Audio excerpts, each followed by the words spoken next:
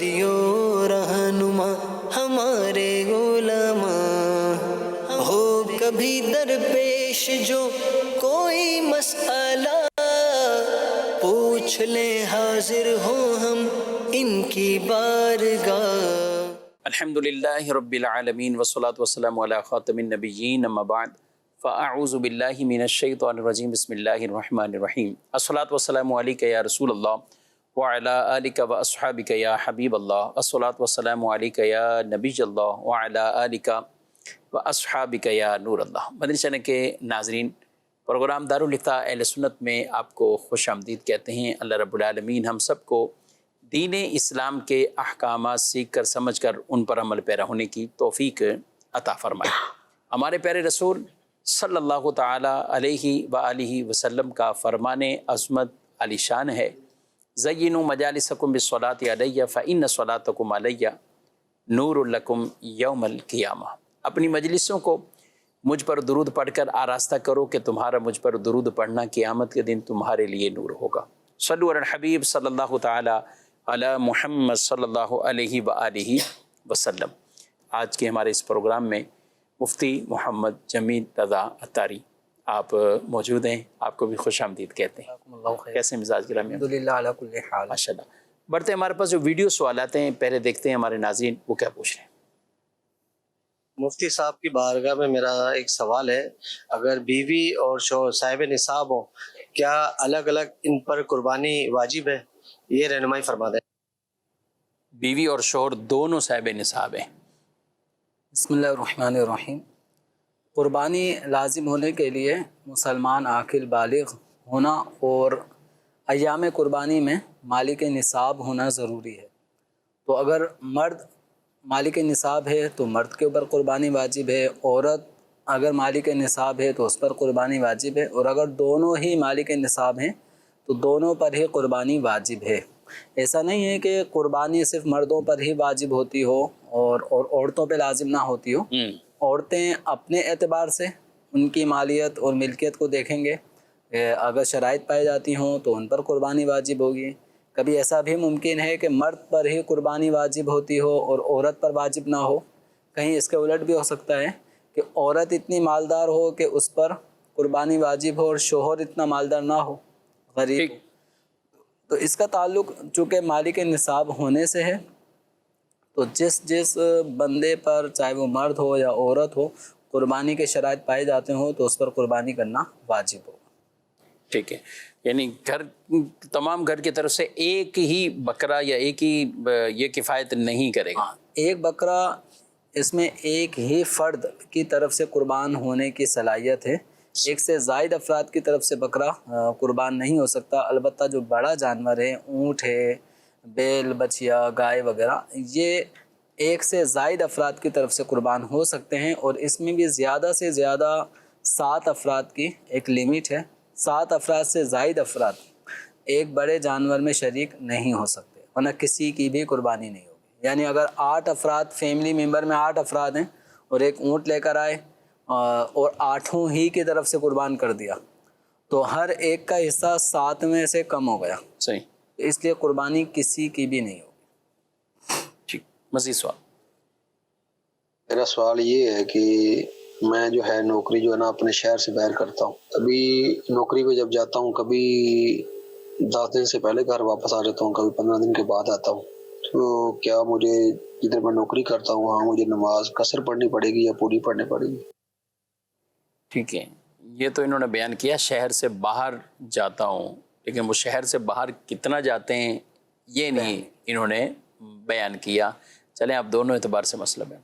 इसको अगर हम एक एग्जाम्पल से अगर मसले को सुने तो काफ़ी आसानी हो जाएगी। जैसे कराची शहर और आगे नूरी आबाद एक जगह है, कराची की हदूद से बाहर है, हत्ता कि हैदराबाद और कराची के तकरीबन ये दरमियान में लगता है।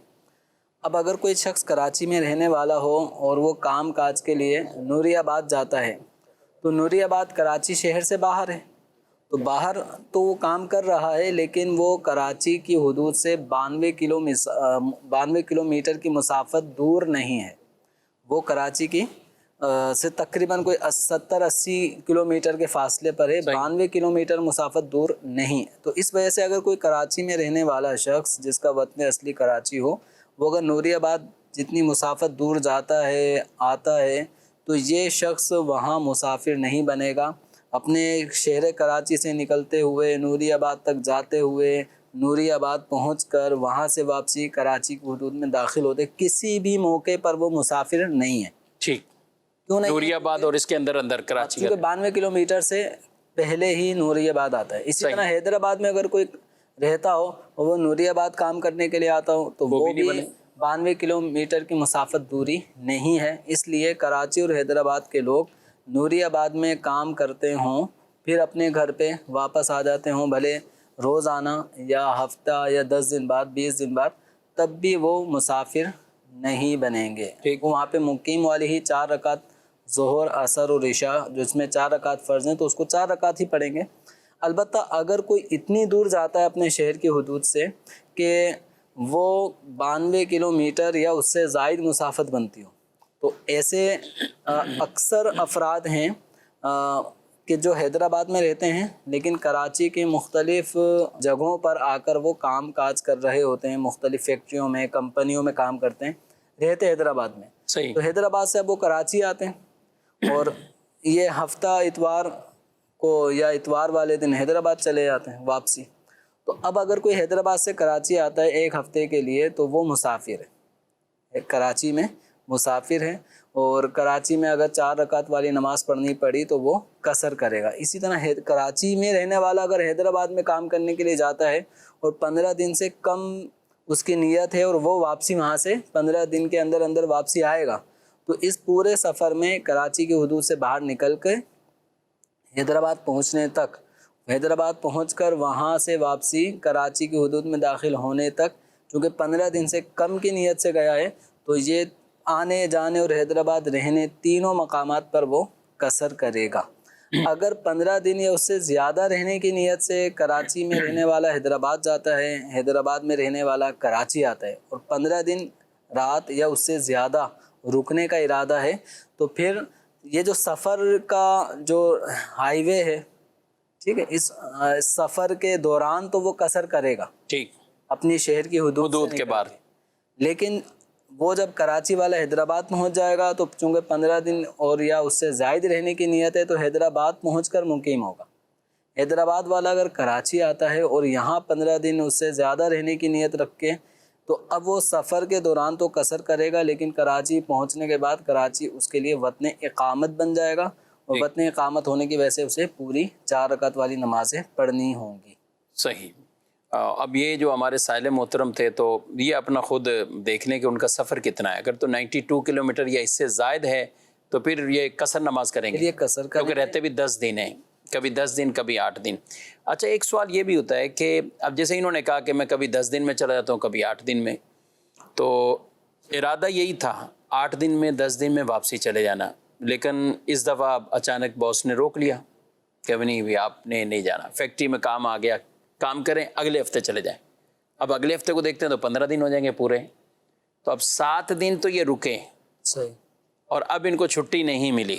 شروع میں ارادہ تو یہی تھا کہ 8ویں دن واپسی چلے جانا ہے، اب چھٹی نہیں ملی اور کہا کہ آپ اگلے ویک میں جائیں گے، تو نیکسٹ ویک میں جانے کے لیے دن تو 15 ہو رہے ہیں، نماز کون سی پڑھیں گے اب جو ایک ہفتہ بعد ہوا ہے؟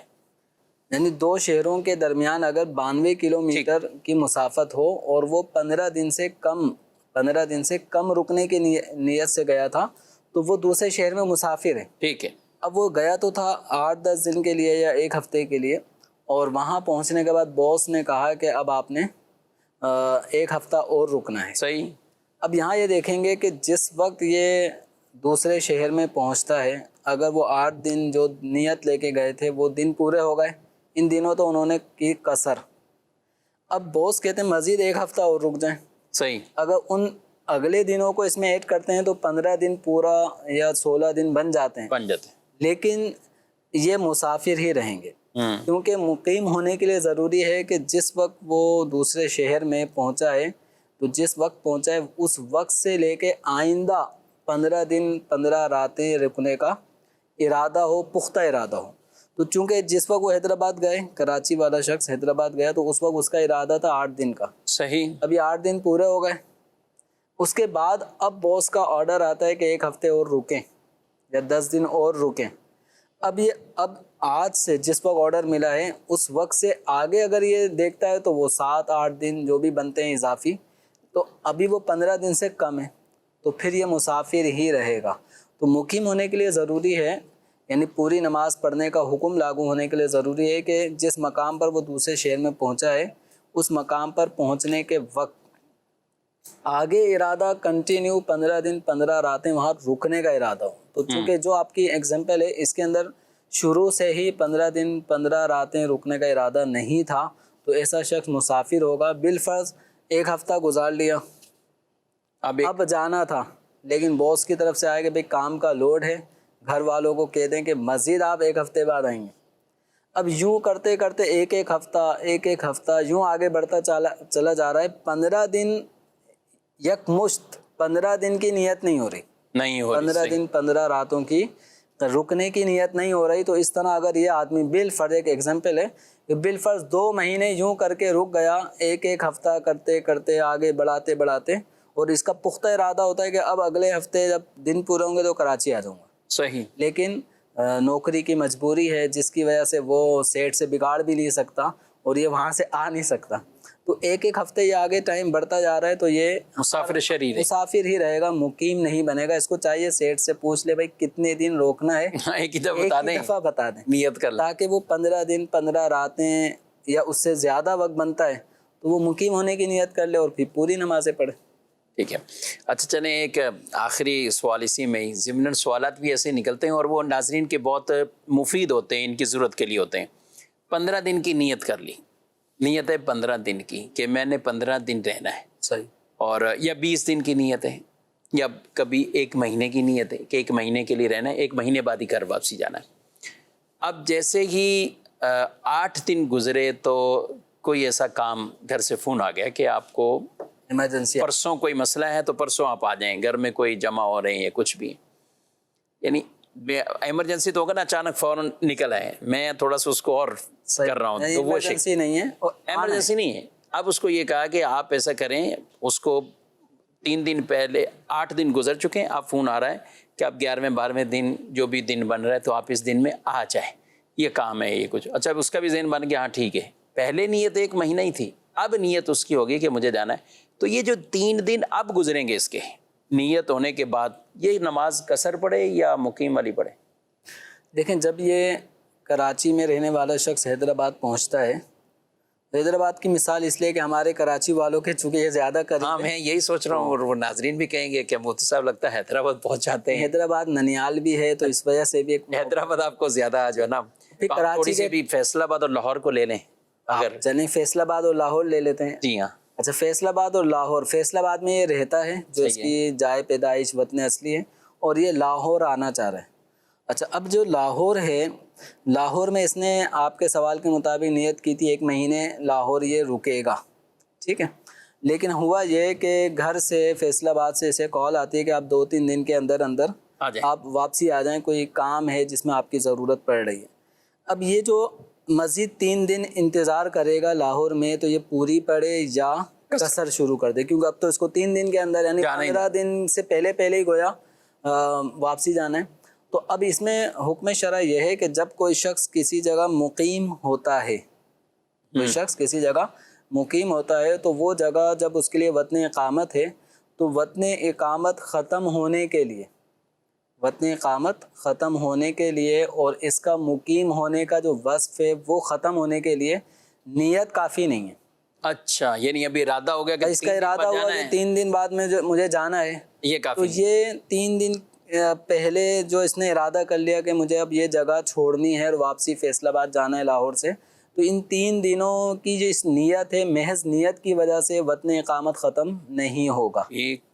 اب یہ 3 دن جو اس کی پہلے والی نیت تھی نا 1 مہینہ رکنے کی وجہ سے یہ مقیم بن گیا تھا، تو اس کا یہ وصف مقیم ہونا، یہ وطن اقامت ہونا، یہ برقرار رہے گا جب تک کہ یہ لاہور کی آبادی سے کراس نہیں کر جاتا، یعنی سفر اختیار نہیں کر لیتا، جب تک یہ سفر شروع نہ کر دیں. اور سفر شروع کرنے کا مطلب گاڑی میں تو بیٹھ گیا، اب گاڑی چل رہی ہے، ٹرین میں بیٹھ گیا، اب ٹرین چل رہی ہے، جب تک وہ لاہور کی حدود سے آگے ٹرین نکل نہ جائے، صحیح. ٹھیک ہے، یعنی اطراف میں آبادیاں ختم ہو جائیں، اب یہ بنے گا مسافر. اب فیصل آباد کی آبادی آنے تک یہ مسافر ہے. اس دوران اگر اس کو نماز پڑھنی ہے 4 رکعت والی تو وہ قصر کرے گا.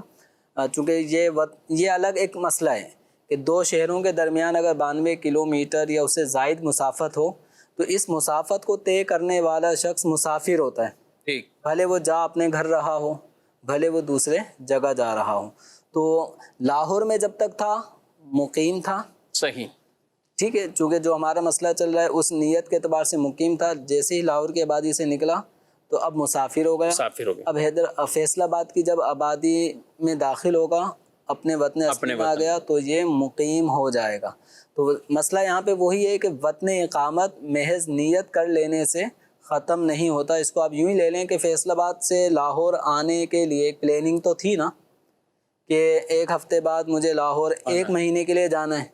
تو کیا اس نیت کرنے سے فیصل آباد میں رہتے رہتے کیا مسافر ہو گیا؟ نہیں ہوا. نہیں ہوا. تو نیت کرنے سے مسافر نہیں ہوگا. ٹھیک. اس مسافر ہونے کے لیے اپنے شہر کی حدود سے نکلنا اور اتنی دور جگہ کا قصد و ارادہ کرنا کہ جو 92 کلومیٹر یا اس سے زائد مسافت کی دوری پر ہو، یہ ضروری ہے. ٹھیک. محض نیت کر لینے سے وہ مسافر نہیں ہوتا.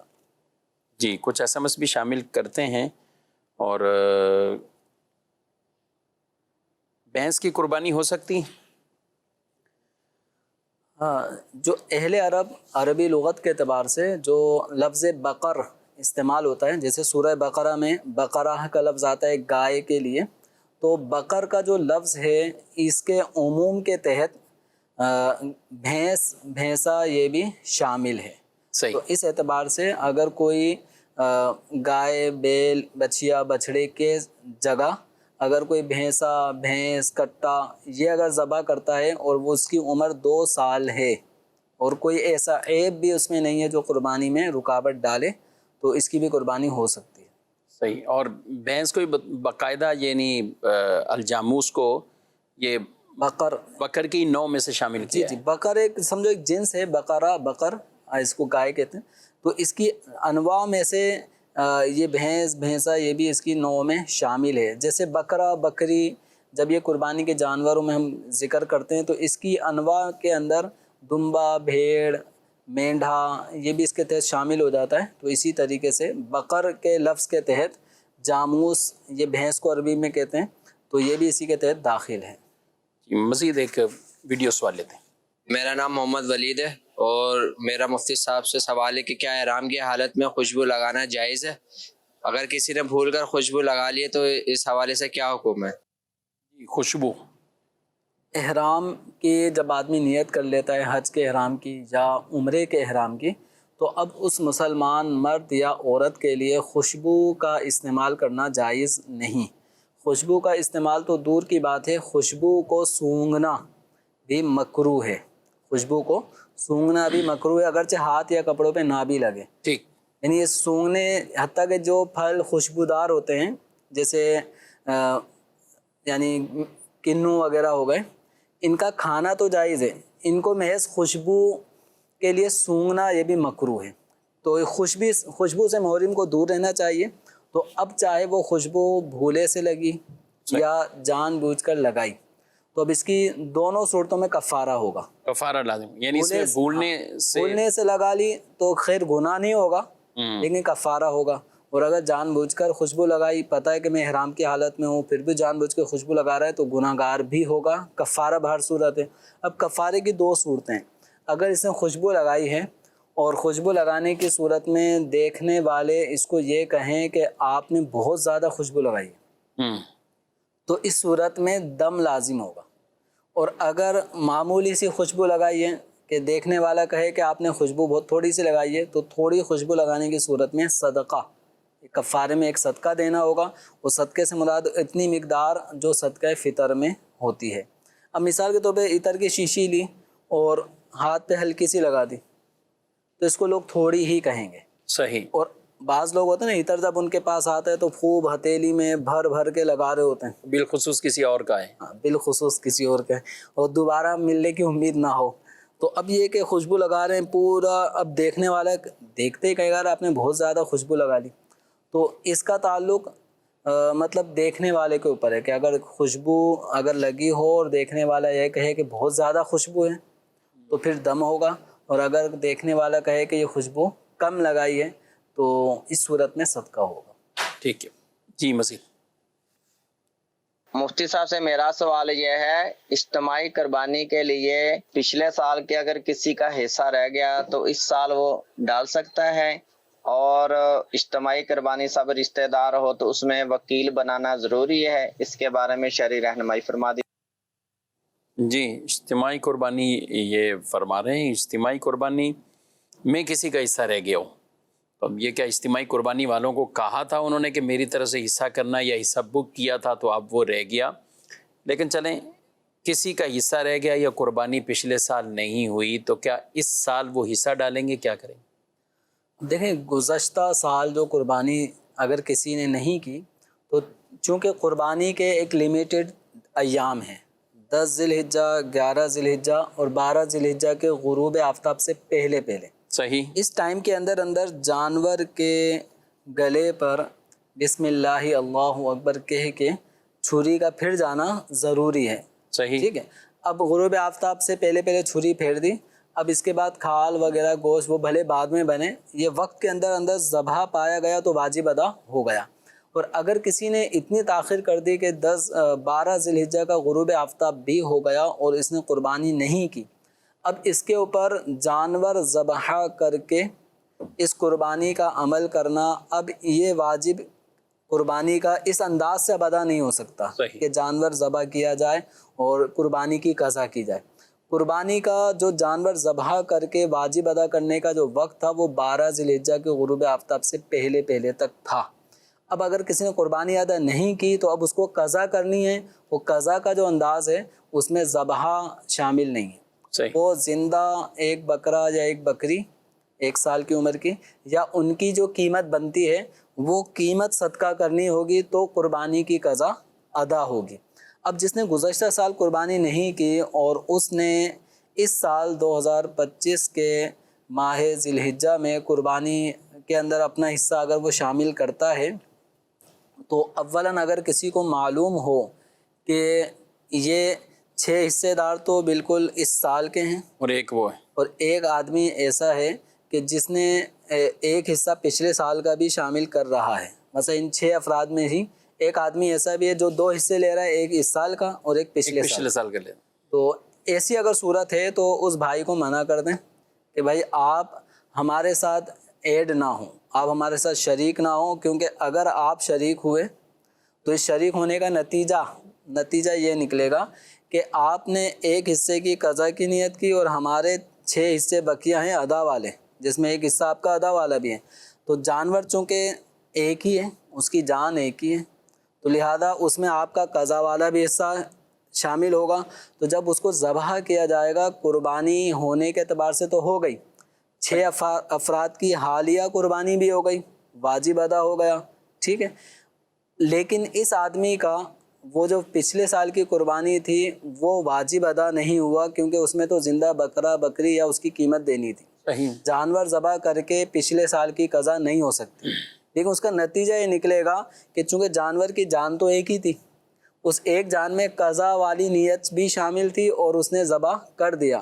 اب اس جانور کو صدقہ کرنا ہوگا. جس نے پچھلے سال کی نیت سے ایک حصہ ڈالا تھا، اس ایک حصے کو بھی قضا والی نیت سے جو کیا تھا وہ بھی صدقہ کرنا ہوگا، اور جو 6 حصے تھے ان کے گوشت کو بھی دیگر 6 شرکا استعمال نہیں کر سکتے، یہ پورے 6 حصے کو بھی صدقہ کرنا ہوگا. اللہ، یعنی تمام کو اپنا گوشت یہ صدقہ قربانی ہو گئی، قربانی ہو جائے گی، قربانی کا واجب ادا ہو جائے گا. لیکن اچھا وہ جو قضا اس نے کی اس کا بھی ہوگا؟ جو قضا اس نے کی تھی وہ قضا ادا نہیں ہوئی. اچھا، قضا میں تو زندہ بکرا بکری ہی دینی ہوتی ہے یا اس کی اتنی قیمت. تو محض اب اس کو یعنی اگر اس کو آپ یوں لے لیں، کوئی آدمی اگر بکرا بکری ذبح کر دیتا ہے، قربانی کا ایام گزر گئے اور بکرا بکری کو اس نے ذبح کر دیا اور وہ چاہ رہا ہے کہ اس طرح سے میں اپنا قربانی کی قضا کر لوں، تو اس طرح قربانی کی قضا ادا نہیں ہوئی، اس کو زندہ بکرا یا بکری کی قیمت صدقہ کرنی ہوگی، اور یہ جو جانور قربان قضا کی نیت سے ذبح کیا تھا اس کا گوشت بھی صدقہ کرنا ہوگا۔ تو لہذا یہ سارے احکامات سیکھنا ضروری ہے۔ تو قربانی جہاں اجتماعی ہو رہی ہو تو وہاں پر جو بھی اجتماعی قربانی کے ذمہ دار ہو تو اسے چاہیے کہ یہ تھوڑا پوچھ لیں، ایک قضا مسئلہ تو نہیں یہ کر رہے پوچھ لیں ہیں کہ آپ پچھلے سالوں کی قربانی کی قضا والے حصے تو نہیں ہے نا، اسی سال قربانی آپ کر رہے ہیں، اسی سال کے حصے جمع کرا رہے ہیں۔ تو اگر یہی صورت ہے تو پھر آپ حصے لیں، اور اگر گزشتہ سالوں کی قربانی کے حصے بھی اگر کوئی لے رہا ہے، ڈالنا چاہتا ہے، تو اس سے معذرت کریں۔ ٹھیک ہے۔ اچھا، یہ جیسے ان کا بھی ایک سوال ہے اور بھی تھا اس میں، اس کو بھی شامل کرتے ہیں۔ جو آپ کہہ رہے ہیں کہ ایک بکرا یا بکری زندہ لے کے صدقہ کریں تو یا اس کی قیمت صدقہ کرے، تو اب جیسے پچھلے سال کی اس سال، تو اب جو سیزن آتا ہے اس میں جانور مہنگے ہو جاتے ہیں، بکرا بھی مہنگے، اب تو اس کو جو قربانی کے قابل ہوگا یہی خیر رکھنا ہوگا نا، تو اب کیا اس کو وہ مؤخر کر دے یا پچھلے سال چلتی ہوئی آ رہی تھی بیچ میں کوئی ادا کر سکتا ہے، کیا ہے؟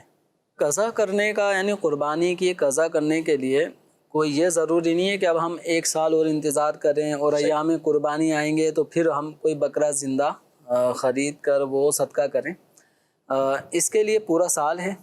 صحیح۔ اولاً جو تاخیر ہوئی اس پہ اللہ تبارک و تعالیٰ کی بارگاہ میں توبہ کریں کہ قربانی وقت پہ ادا نہ کر سکے، تو بلا عذر اگر ایسا ہوا تو گناہ گار بھی ہوئے، توبہ بھی کرنی ہوگی۔ اب اس کے بعد جتنا ممکن ہو جلد از جلد ایک بکرے یا بکری جو 1 سال کی عمر کی ہو وہ خرید کر صدقہ کر دیں۔ صحیح۔ تو یہ جو آپ بکرا یا بکری خریدیں گے، بس مثلاً آپ ربیع الاول میں آپ نے ایک سال کا بکرا خرید لیا اور اس کو زندہ صدقہ کر دیا، کسی غریب مستحق کو وہ زندہ بکرا ہی مالک بنا کے دے دیا، تو آپ کی گزشتہ سال جو قربانی نہیں کی تھی اس کی قضا ادا ہو گئی۔ صحیح۔ اب چاہے وہ بکرا مثال کے طور پہ اس وقت ایک نارمل 1 سال کے بکرے کا ریٹ 50,000 سے شروع ہو رہا ہے، گویا صحیح 40,000 سے شروع ہو رہا ہے، اور آگے پھر اس کے ریٹ بہت ہائی فائی ہو جاتے ہیں۔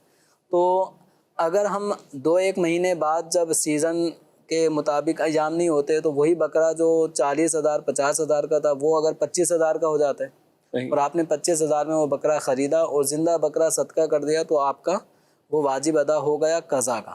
اب آپ دینا چاہتے ہیں ربیع الاول میں قیمت ایسے، تو قیمت ربیع الاول کے مہینے میں جو بکروں کی قیمت بن رہی ہے وہ قیمت نہیں، قیمت دینا چاہتے ہیں تو پھر آپ کو جو ایام قربانی میں جو 1 سال کے بکرے کی قیمت تھی مارکیٹ ریٹ، اس کے مطابق قیمت ادا کرنی ہوگی۔ صحیح۔ اچھا، یہ جو انہوں نے کہا وکیل بنانا، گھرون جو اجتماعی طور پہ گھر میں ایک حصہ لیا، رشتہ داروں نے مل لیا، تو اب ان کو کیا وہ کسی ایک کو وکیل بنائیں گے باقاعدہ اور پھر ان کے نام لیے جائیں گے جب قربان کریں گے، یا کیا؟ وکیل بنانے سے مراد ان کا سوال تھوڑا سا مبہم ہے، واضح نہیں ہے۔ اب وکیل بنانے کا مطلب یہ ہے کہ بھائی سب سے یہ پیسے جمع کریں گے، پیسے جمع کرنے کے بعد پھر یہ جانور خرید کر لے کر آئیں گے، جانور کی خریداری کے بعد جو مختلف اخراجات ہوتے ہیں چارے کے، قربانی کے، ان سب چیزوں کا ہم نے ان کو اختیار دے دیا ہے، یہ مراد ہے وکیل کرنے سے۔ تو نارمل ایسا ہی ہوتا ہے کہ چاہے وہ کسی خاندان میں کوئی قربانی ہو رہی ہو تو 7 افراد نے حصہ دیا تو 7 جانور خریدنے نہیں جاتے، صحیح۔ کسی کے پاس ٹائم ہے کسی کے پاس نہیں ہے، بالفرض خواتین نہیں جاتی، ان کا بھی حصہ شامل کیا گیا ہے۔ تو قربانی جب ہوگی تو وہ سارے معاملات مرد حضرات ہی دیکھتے ہیں، خواتین نہیں دیکھتی، تو اس حوالے سے وکیل کرنے کا عمل تو پایا جاتا ہے۔ اب ان میں کوئی بھی ایک ہوتا ہے جس کو سارے پیسے سپرد کیے جاتے ہیں، تو وہ قربانی کرنے کا لوگوں کی طرف سے جو حصے دار ہیں ایک وکیل کی حیثیت تو اس کی ہو جاتی ہے۔ اب آگے وکیل کے بارے میں کیا پوچھنا چاہ رہے ہیں، اس کے کیا احکام پوچھنا چاہ رہے ہیں، تو یہ تھوڑی سی صورت واضح نہیں ہے۔ ٹھیک ہے جی، مزید سوال؟ میرا مفتی صاحب سے یہ سوال ہے کہ کیا قربانی کی جگہ پہ صدقہ دیا جا سکتا ہے؟ قربانی افضل ہے یا صدقہ افضل ہے؟ جی، قربانی میں اتنی رقم خرچ کریں اس کی جگہ صدقہ کر دیں، یہ بھی لوگ، اور بعض اوقات ایسا ہوتا ہے قربانی میں بڑے بڑے جانور آپ کر رہے ہیں تو آپ نارمل سا لیں، عام سا لیں، بقیہ رقم صدقہ کر دیں، تو اس طرح کی بھی باتیں ان دنوں میں بطور خاص کی جاتی ہیں، آپ کیا کہتے ہیں؟ دیکھیں، قربانی جب واجب ہے تو اس کی ادائیگی اسی طرح ہوگی جس طرح اللہ و رسول کا حکم ہے۔ قرآن پاک میں فَصَلِّ لِرَبِّكَ وَانْحَرْ کہ نماز پڑھیں اور قربانی ادا کریں۔ تو نماز سے مراد شارحین نے مفسرین نے یہاں عید کی نماز عید الاضحیٰ کی نماز بھی لی ہے، اور ونحر اس کا معنی ہے قربانی کرنا، جو عید الاضحیٰ کی قربانی ہے وہ یہاں پر مراد ہے۔ تو اللہ تبارک و تعالیٰ نے مختلف عبادتیں ہمارے اوپر لازم فرمائی ہیں، نماز ہے، روزہ ہے، حج ہے، زکوٰۃ ہے۔ تو ان کے اندر اگر ہم دیکھیں تو نماز، روزہ یہ بدنی عبادتیں جس کا تعلق ہمارے جسم سے ہے، پرسنل ہم اپنے باڈی کو اس عبادت کے لیے استعمال کرتے ہیں۔ صحیح۔ حج کے اندر مال بھی خرچ ہوتا ہے اللہ تعالیٰ کی راہ میں، اور بندہ اپنے جسم کو بھی مکہ، مدینہ اور یا مکہ، امینہ، مزدلفہ وغیرہ ان مقامات پہ جہاں مناسک حج ادا ہوتے ہیں وہاں تک لے کے جاتا ہے، مشقت اٹھاتا ہے۔ تو حج مالی اور بدنی دونوں عبادتیں۔ زکوٰۃ، فطرہ یہ مالی عبادتیں ہیں۔ صحیح۔ تو اللہ تبارک و تعالیٰ نے بندے پر مختلف قسم کی عبادتیں لازم فرمائی ہیں، انہی میں سے ایک عبادت ہے قربانی کرنا۔ اس میں بندہ اپنا مال خرچ کرتا ہے۔ تو جس طرح ہم زکوٰۃ کے بجائے یوں کہیں کہ یار زکوٰۃ میں پیسے دینے کے بجائے آپ ایسا کرو نماز پڑھ لو، یعنی دوسری کوئی اور عبادت، کوئی اور عبادت کر لیں، آپ ایسا کریں نماز پڑھنے کی جگہ آپ اس کی رقم دے دو، فدیہ کر دو، آپ فقیروں کو کھانا کھلا دو۔ آپ روزہ رکھتے ہو، روزہ رکھنے کے بجائے آپ ایسا کریں غریبوں کو کھانا کھلا دیں۔ تو جس انداز کی عبادت ہم پر لازم کر دی گئی، ہم اس میں کوئی ہیرا پھیری نہیں کر سکتے، اس میں کوئی تبدیلیاں اپنی طرف سے نہیں کر سکتے۔ قربانی جب اللہ و رسول کی طرف سے اس کو واجب قرار دے دیا گیا، اب ہم اس کے بجائے یوں کر لو تو اس کے بجائے یوں کر لو، یہ کرنے کے بجائے آپ یوں کر لیں کہ جو قربانی ہے وہ ادا کریں۔ قربانی ادا کرنے کے بعد آپ یوں کر سکتے ہیں کہ پورا گوشت صدقہ کر دیں، آپ چاہیں تو اس انداز سے بھی غریبوں کی مدد کر سکتے ہیں۔ صحیح۔ کہ بہت سارے لوگ ایسے ہوتے ہیں کہ جو پورے سال گوشت نہیں کھا سکتے اپنی غربت افلاس کی وجہ سے، آپ پورا جانور اپنے ڈیپ فریزر میں ڈالنے کے بجائے آپ پورا جانور صدقہ بھی کر سکتے ہیں۔ اس انداز سے بھی لوگوں کو، یعنی جو گوشت 1400 1500 روپے کلو بک رہا ہو، وہ ان کے گھر میں آرام سے 2-3 کلو کی مقدار میں جب آپ کی طرف سے چلے جائے گا تو یہ بھی ایک صدقہ ہے۔ تو یہ نہیں کہ ہم رقم صدقہ کر دیں اور قربانی نہ کریں۔ تو قربانی والے ایام میں آدمی قربانی کے علاوہ چاہے جتنا صدقہ و خیرات کر دے اللہ کی راہ میں، وہ صدقہ و خیرات کا وہ مقام و مرتبہ نہیں ہوگا جو اللہ تعالیٰ کی راہ میں جانور قربان کرنے کا ہوگا۔ لہذا قربانی کے وجوب کو ادا کرنے کا وہی انداز اپنایا جائے گا جو شریعت مطہرہ نے ہمیں تعلیم فرمایا ہے، اپنی اٹکل یہاں پر استعمال نہیں کرنی چاہیے۔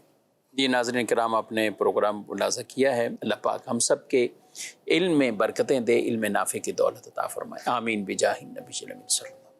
ہادی و رہنما ہمارے علماء، ہو کبھی درپیش جو کوئی مسئلہ، پوچھ لیں حاضر ہوں ہم ان کی بارگاہ۔